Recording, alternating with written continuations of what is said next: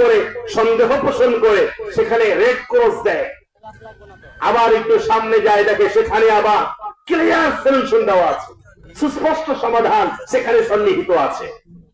আবারও সামনে যায়, আবারও সন্দেহযুক্ত জায়গায় রেড ক্রস দেয়, আবারও সামনে যায়, আবারও সলিউশন পেয়ে যায়, আবারও সামনে যায়, আবারও লাল কালি মারে, আবারও সামনে যায়, আবারও সমাধান পেয়ে যায়। এভাবে একে একে করতে করতে কাঁদতে কাঁদতে নিজেই কোরআনের সামনে অসহায় আত্মসমর্পণ করে মুসলমান হয়ে গেছে। সুবহানাল্লাহ। ও দোস্ত, কোরআনের মাঝে মজা আছে না নাই?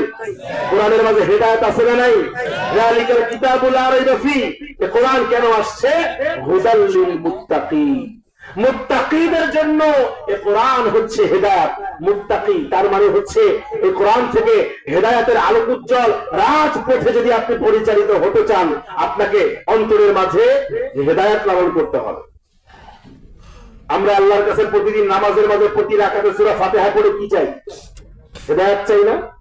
আলহামদুলিল্লাহ রাব্বিল আলামিন, all praise belongs to Allah, সকল প্রশংসা আল্লাহর জন্য, মহাবিশ্ব জগতের যিনি প্রতিপালক, আর রহমান আর রহিম, the most gracious, the ever merciful, এই পরম করুণাময়, অতিশয় দয়ালু। এরপরে আমরা কি বলি? মালিক ইয়াউমিদ্দিন, master of the day of judgement, king of the day of judgement, বিচার দিবসের যিনি একচ্ছত্র অধিপতি আর মালিক। এরপরে আমরা ইয়াকা না'বুদু বলে বলি আল্লাহ আপনারই ইবাদত করি। আমরা হিন্দুরা, বৌদ্ধরা, খ্রিস্টানরা, অন্যান্য নন বিলিভার্স যারা ধর্মাবলম্বী আছে, এরা অনেক খোদা মানে, অনেক প্রভু মানে, অনেক বানোয়াট উপাস্য মানে, কিন্তু আমরা আপনাকে ছাড়া আর কাউরে মানে না। আপনারই ইবাদত করি, আমরা আপনারই কাছে আমরা সাহায্য চাই। এরপরে আমরা এত কিছু প্রশংসার পরম অর্ঘ্য ডালি বাক্যবন্ধ পেশ করার পরে আমরা কি বলি? কাঙ্ক্ষিত কথা, ইহদিনাস সিরাতাল মুস্তাকিম, আল্লাহ আমাদেরকে আপনি পরিচালিত করুন সরল সঠিক পূর্ণ পথে পন্থায়। ও দোস্ত, হেদায়েত চাওয়ার পাওয়ার দরকার আছে না নাই? হেদায়েতের উপরে চলার দরকার আছে না নাই? হেদায়েত ছাড়া কোনো ব্যক্তি জান্নাতে যেতে পারবে? এজন্য আজকে সময়ের সংক্ষিপ্ত পরিসরে আমি আপনাদের সামনে শুধুমাত্র কোরআন নিয়ে কথা বলবো। চেয়েছিলাম আর একটা টপিকে কথা বলবো, কিন্তু এখানকার মাদ্রাসা, এখানকার আপনাদের অডিয়েন্স, উপস্থিতি এবং সবকিছু বিবেচনা করে হঠাৎ করে আমার প্রসঙ্গ আমি এই স্টিল নাও ইনস্টান এখানেই চেঞ্জ করে ফেলেছি।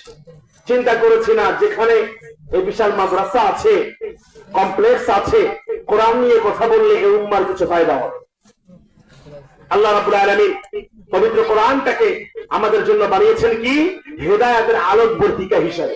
কোরআন আলোর এক অনিঃশেষ ফোয়ারা, কোরআন হচ্ছে প্রজ্জ্বল আলোকধারা, কোরআন হচ্ছে তাওহীদি চেতনার বাতিঘর, কোরআন হচ্ছে ঘুট ঘুরে আধারে চিরন্তন আলোর মিনার। কোরআন আপনার আমার ব্যথিত হৃদয়ের সান্ত্বনা, কোরআন আপনার আমার নিরুদ্ধ মনের উদ্দীপনা। কোরআন আপনাকে আমাকে প্রতিনিয়ত ডেকে বলে, কি সমস্যা তোমার? আমাকে পড়ো, আমাকে রিসাইট করো, আমাকে স্টাডি করো, আমাকে রিসার্চ করো, আমাকে তেলাওয়াত করো, আমাকে পক্ষে ধারণ করো, আমাকে তোমার জীবনের লোকতে পরিণত করো।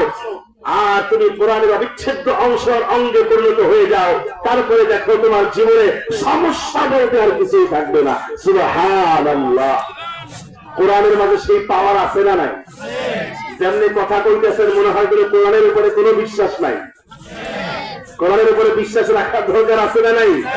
আরে মুসলমান আমরা তো জন্মসূত্রে মুসলমান, কর্মসূত্রে এখনো মুসলমান ঠিক মতো হইতে পারি নাই। কিন্তু মজার বিষয় হচ্ছে ইউরোপ কান্ট্রিতে এনসাইক্লোপিডিয়া অফ ব্রিটানিকা রিপোর্ট অনুযায়ী ইউরোপ কান্ট্রিতে এভরি 10 মিনিটসে, প্রতি 10 মিনিটে একজন করে খ্রিস্টান মুসলমান হয়ে যায়। সুবহানাল্লাহ। ফ্রান্সের বিখ্যাত পপ সিঙ্গারের কথা প্রায়শই আমি বলে থাকি। আমরা মুসলমান জন্মসূত্রে হওয়ার কারণে এই যে আমাদের বয়স কারো 40